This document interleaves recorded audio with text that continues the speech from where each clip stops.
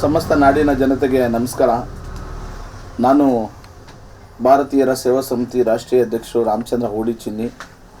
ಇವತ್ತು ವಿಷಯ ಏನು ಅಂದರೆ, ನಮ್ಮ ದೇಶ ಕಂಡಂತೆ, ರಾಜ್ಯ ಕಂಡಂತೆ ಇಡೀ ನಮ್ಮ ಭಾರತ ಇತಿಹಾಸವನ್ನು ಬದಲಿಸಿದಂತಹ ಮಹಾನ್ ದೇವರು ಸಂತೋಷ್ ಹೆಗಡೆ ಸಾಹೇಬರು. ಭ್ರಷ್ಟಾಚಾರ ಎಲ್ಲಿದೆ ಅಲ್ಲಿ ಸಂತೋಷ್ ಹೆಗಡೆ ಸಾಹೇಬರ ಹೆಸರು ಕೇಳಿದ ತಕ್ಷಣ ಅಲ್ಲಿ ಭ್ರಷ್ಟಾಚಾರ ನಿರ್ಮೂಲನೆ ಆಗುವಂಥ ಪರಿಸ್ಥಿತಿಯನ್ನು ಇಡೀ ದೇಶದಲ್ಲಿ ತಂದಂಥ ಮಹಾನ್ ದೇವರು ಮಾನ್ಯ ಸಂತೋಷ್ ಹೆಗಡೆ ಸಾಹೇಬರು, ಲೋಕಾಯುಕ್ತ ಅಧಿಕಾರಿಗಳು, ಜೊತೆಗೆ ಮಾನ್ಯ ಸುಪ್ರೀಂ ಕೋರ್ಟ್ ನ್ಯಾಯಾಧೀಶರು ಮಾಜಿ. ಇವತ್ತು ಅವರ ಮೇಲೆ ಕೆಲವು ಅಪಪ್ರಚಾರಗಳು ಕೇಳ್ಪಡ್ತಾ ಇದ್ದೀವಿ, ನೋಡ್ತಾ ಇದ್ದೀವಿ ಸೋಷಿಯಲ್ ಮೀಡಿಯಾದಲ್ಲಿ.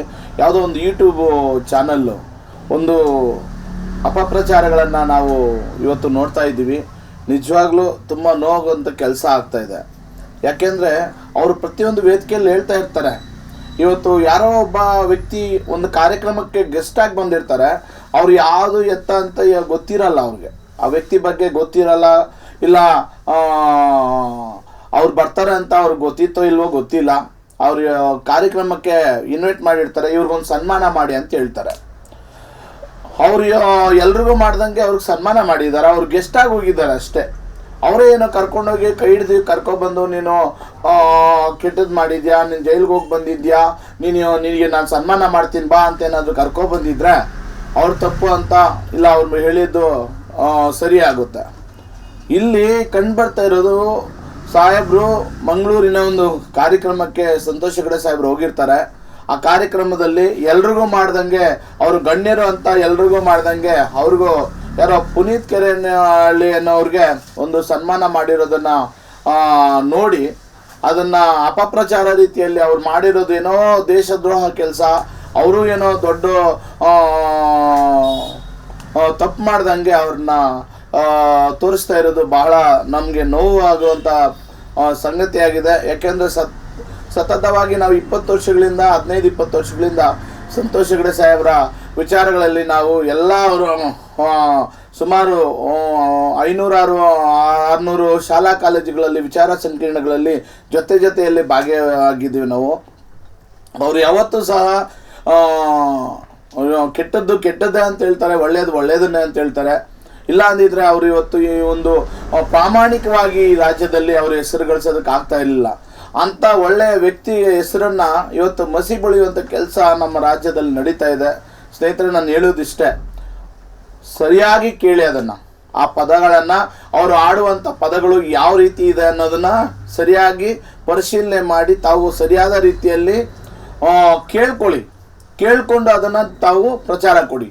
ಅವ್ರು ಏನು ಹೇಳ್ತಾರೆ ಅಂದರೆ, ಪ್ರತಿಯೊಂದು ವೇದಿಕೆಯಲ್ಲಿ ಜೈಲು ಒಳಗಡೆ ತಪ್ಪು ಅಪರಾಧಿಯಾಗಿ ಜೈಲು ಒಳಗಡೆಯಿಂದ ಅವರು ಬಿಡುಗಡೆ ಆಗುವಾಗ, ಹೊರಗಡೆ ಬರುವಾಗ, ಜೈಲಿನ ಗೇಟಿನಿಂದ ಹೊರಗಡೆ ಬರುವಾಗ ಅವ್ರಿಗೆ ಸನ್ಮಾನಿಸಿ ಗೌರವಿಸಿ ಅವ್ರನ್ನ ಹಾರ ಹಾಕಿ ಸನ್ಮಾನಿಸ್ತಾರೆ. ಅದು ತಪ್ಪು ಅಂತ ಹೇಳಿದ್ದಾರೆ. ಅರ್ಥ ಆಯ್ತಾ? ನೇರವಾಗಿ ಕೇಳಿ ತಾವು. ಯಾರು ಇವಾಗ ಒಂದು ದೇವಸ್ಥಾನಕ್ಕೆ ಹೋಗ್ತೀವಿ, ಉದಾಹರಣೆ ಕೊಡ್ತೀವಿ, ಒಂದು ಸಂತೋಷ್ ಹೆಗಡೆ ಸಾಹೇಬರು ಒಂದು ದೇವಸ್ಥಾನದಲ್ಲಿದ್ದಾರೆ. ಇವತ್ತು ನಮ್ಮ ದೇಶದಲ್ಲಿ, ನಮ್ಮ ರಾಜ್ಯದಲ್ಲಿ ಒಬ್ಬರ ದೇವರ ಸ್ಥಾನದಲ್ಲಿದ್ದಾರೆ ಅವರು. ಈಗ ದೇವಸ್ಥಾನಕ್ಕೆ ಎಂಥವ್ರು ಹೋಗ್ತಾರೆ, ಕೆಟ್ಟದ್ದು ಮಾಡಿರೋರು ಹೋಗಿರ್ತಾರೆ, ಒಳ್ಳೇದು ಮಾಡಿರೋರು ಹೋಗಿರ್ತಾರೆ, ಕಳ್ಳರು ಹೋಗಿರ್ತಾರೆ, ಕದೀಮ್ರು ಹೋಗಿರ್ತಾರೆ, ಒಳ್ಳೆಯವರು ಹೋಗಿರ್ತಾರೆ, ಕೆಟ್ಟವರು ಹೋಗಿರ್ತಾರೆ. ದೇವರು ಇಂಥವ್ರಿಗೆ ಆಶೀರ್ವಾದ ಕೊಡಬಾರ್ದು ಅನ್ನೋದು ದೇವ್ರು ತೀರ್ಮಾನ ಮಾಡಿರ್ತಾವೆ. ಒಂದು ಹಂಗಂತೇಳ್ಬಿಟ್ಟು ನೀನು ಅವರು ಯಾರು ಜೈಲಿಗೆ ಇವತ್ತೇ ಹೋಗಿ ಬಂದಿದ್ಯಾ, ನೀನು ಬಾ ನಾನು ಸನ್ಮಾನ ಮಾಡ್ತೀನಿ ವೇದಿಕೆಯಲ್ಲಿ ಅಂತ ಏನಾದರೂ ಕರ್ಕೊಬಂದಿದ್ರಾ? ಇದನ್ನು ಯಾಕೆ ಸುಮ್ಮನೆ ಅಪಪ್ರಚಾರ ಮಾಡಿಕೊಂಡು ಸಂತೋಷ್ ಹೆಗಡೆ ಸಾಹೇಬರ ಹೆಸರನ್ನು ಹಾಳು ಮಾಡುವಂಥ ಕೆಲಸ ಮಾಡ್ತೀರಾ? ಇದಕ್ಕೂ ಮುಂಚೆ ಸಾಲುಮರ ತಿಮ್ಮಕ್ಕ ಅವ್ರನ್ನು ಸುಮ್ಮನೆ ಪಾಪ ಅವರು ಯಾರು ಶಾಪ ತಗಲ್ತೋ, ಯಾರು ಆ ಥರ ಸುಳ್ಳು ಸ್ಟೇಟ್ಮೆಂಟ್ ಕೊಡ್ತಾಯಿದ್ರು, ಆ ಎಮ್ಮನ್ನು ಹಂಗೆ ತೀರ್ಕೊಂಡ್ಬಿಟ್ರು.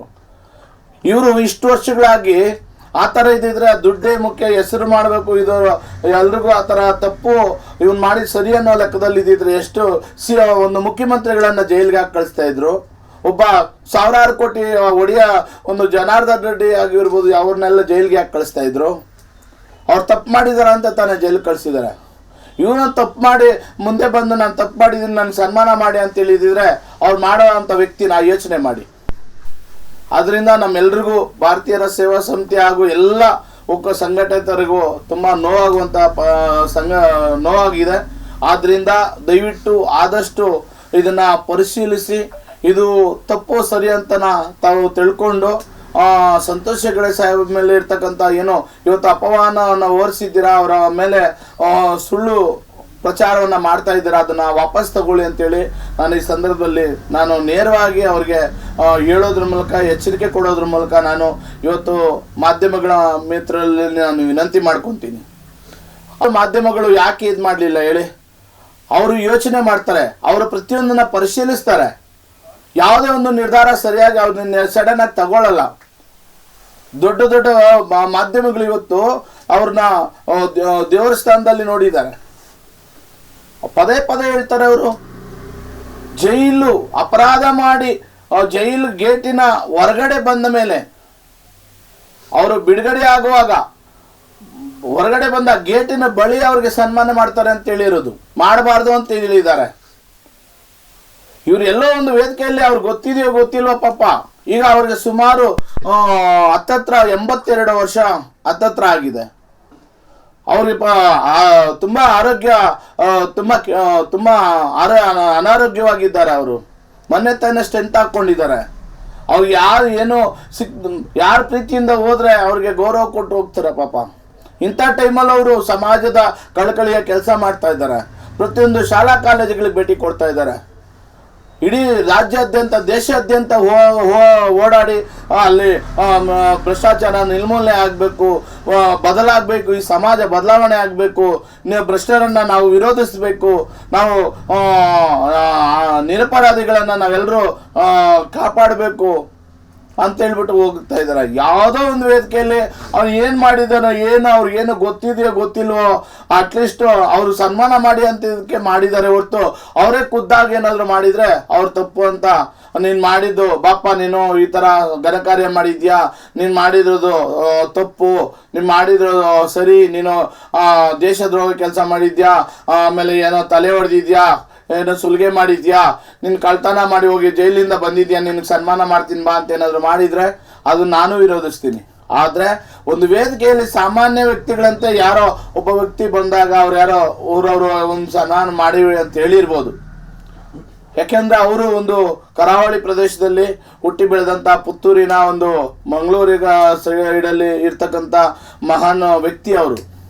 ಆ ಭಾಗದಲ್ಲಿ ಏನೋ ಅಲ್ಲಿ ತಮ್ಗೆಲ್ರಿಗೂ ಗೊತ್ತಿದೆ, ಇನ್ನೂ ಈ ಥರ ಬಜರಂಗ ದಳ, ಇನ್ನೂ RSS, ಇನ್ನೂ ಈ ಥರ ಎಲ್ಲ ರೀತಿಯ ಸಂಘಟನೆಗಳು ತುಂಬ ಇದ್ದಾವೆ. ಹಂಗಂತೇಳ್ಬಿಟ್ಟು ಅವರು ದೇಶದ್ರೋಹಿ ಕೆಲಸ ಏನು ಮಾಡಬೇಕು ಅಂತ ಉದ್ದೇಶ ಅಲ್ಲ.